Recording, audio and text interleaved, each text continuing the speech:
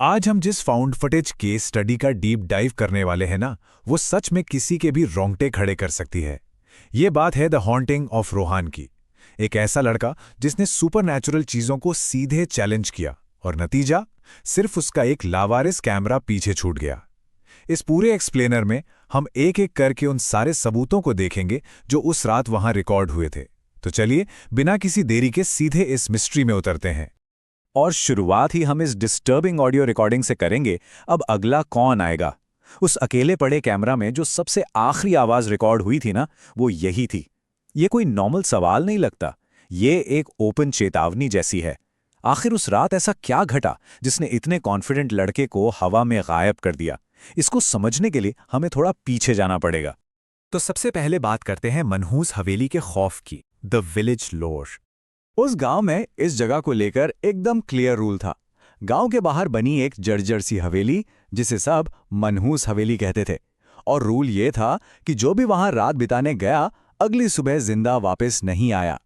अब ये सुनने में किसी सस्ती हॉरर स्टोरी जैसा लग सकता है, लेकिन गांव वालों के लिए ये पूरी तरह सच था। सूरज ढलते ही लोग अपने दरवाजे अंदर से लॉक कर लेते थे। ये वो डर था जिसके ठीक बीच में हमारा मेन कैरेक्टर एंट्री लेता है। अब यहां आती है रोहन की चुनौती, द स्केप्टिक अराइव्स। यहां दो बिल्कुल ऑपोजिट चीजें टकराती हैं। एक तरफ है रोहन, सिटी का एक लड़का जो फुली कन्विंस था कि भूत प्रेत नहीं होते। उसका लॉजिक एकदम क्रिस्टल क्लियर था। और दूसरी तरफ गांव वालों का स्ट्रिक्ट रूल कि रात वहां गुजारी तो सुबह जिंदा नहीं मिलता। रोहन ने उनकी सारी वार्निंग्स को लिटरली इग्नोर कर दिया। उसने डिक्लेयर कर दिया कि वो आज रात वहीं गुजारेगा और इस सुपरस्टिशन को तोड़कर दिखाएगा। एक तरफ एक्सट्रीम लॉजिक और एक तरफ एक्सट्रीम खौफ का आमना सामना था। रात 11 बजे हवेली के अंदर दी एंट्री। अब आते हैं पहले विजुअल एविडेंस पर। रात के ठीक 11 बजे रोहन अपना कैमरा लेकर अंदर घुसता है। माहौल बिल्कुल वैसा था जैसा एक्सपेक्ट किया जा सकता है।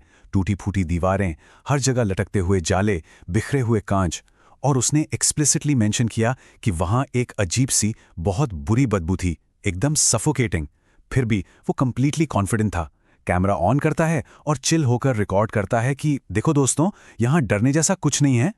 लेकिन फिर शुरू होती हैं रहस्यमयी आवाजें, द एस्केलेशन। वो शांति अचानक टूटती है। ऊपर की मंजिल से बहुत ही स्लो और एक रिदम में फुटस्टेप्स की आवाज आना शुरू होती है। थक थक थक। रोहन थोड़ा अलर्ट जरूर होता है, लेकिन वो पीछे नहीं हटता। वो सीढ़ी चढ़कर ऊपर जाता है। पर सबसे अनसेटलिंग बात पता है क्या थी? जैसे ही वो ऊपर पहुंचा, वो भारी कदमों की आवाज अचानक से गायब हो गई। Dead silence. और तभी उस सन्नाटे के बीच उसके ठीक पीछे से एक फुसफुसाहट आती है।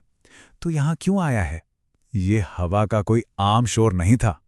जब रोहन झटके से पीछे मुड़ता है ना, तो वहां सिर्फ खाली जगह दिखती है। पर फुटेज में उसका चेहरा देखिए, बिल्कुल सफेद पड़ चुका था। अब क्लियरली समझ आ रहा था कि टेंशन का लेवल कहीं ज्यादा बढ़ चुका है। रात 3 बजे की दस्तक, द क्लाइमैक्स। ठीक रात के 3 बजे नीचे वाले मेन डोर पर अचानक से बहुत जोर जोर से दस्तक होने लगती है। धड़ाम धड़ाम धड़ाम। ये कोई आम नॉकिंग नहीं थी। ऐसा लग रहा था कोई गुस्से में दरवाजा तोड़ने की कोशिश कर रहा है। रोहन बुरी तरह पैनिक कर जाता है और दौड़कर नीचे आता है। दरवाजे से पीछे खड़े होकर चिल्लाता है कि कौन है बाहर। और बाहर से जो आवाज आती है, उसने इस पूरे केस को एक साइकोलॉजिकल नाइटमेयर बना दिया है। आवाज आती है, दरवाजा मत खोलना, मैं रोहन हूं जो अभी हवेली में घुसा है। Just pause and think about that. Rohan अंदर है और बाहर से उसी की आवाज उसे दरवाजा न खोलने की वार्निंग दे रही है। ये इतना माइंड बेंडिंग और भयानक पैराडॉक्स था कि रोहन के हाथ से फ्लैशलाइट छूटकर नीचे गिर जाती है। वो टोटली पैरालाइसिस वाले शॉक में था। कैमरा का आखिरी सच, द आफ्टरमैथ। फ्लैशलाइट गिरने के बाद जमीन पर पड़ा हुआ कैमरा अचानक अपने आप बिना किसी फिजिकल टच के ऑन हो जाता है। और तब फुटेज में कुछ ऐसा आता है जो लिटरली रोंगटे खड़े कर दे। रोहन के ठीक पीछे एक एंटिटी खड़ी थी, एक औरत जैसी आकृति। उसकी आंखें पूरी तरह से काली थीं और चेहरा बुरी तरह जला हुआ। कैमरा बस कुछ सेकंड के लिए उस एंटिटी को रिकॉर्ड करता है और फिर रोहन की एक आखिरी चीख सुनाई देती है। अगर इसकी टाइमलाइन को हम एक साथ रखें तो देखिए, रात 11 बजे वो एंट्री लेता है। आधी रात के आसपास फुटस्टेप्स और वो आवाज। रात 3 बजे दरवाजे पर धड़ाम धड़ाम। और फिर अगली सुबह जब गांव वाले हिम्मत जुटाकर वहां पहुंचते हैं तो मैं दरवाजा खुला था, कैमरा जमीन पर पड़ा था और रोहन, उसका वहां कोई नामो निशान नहीं था।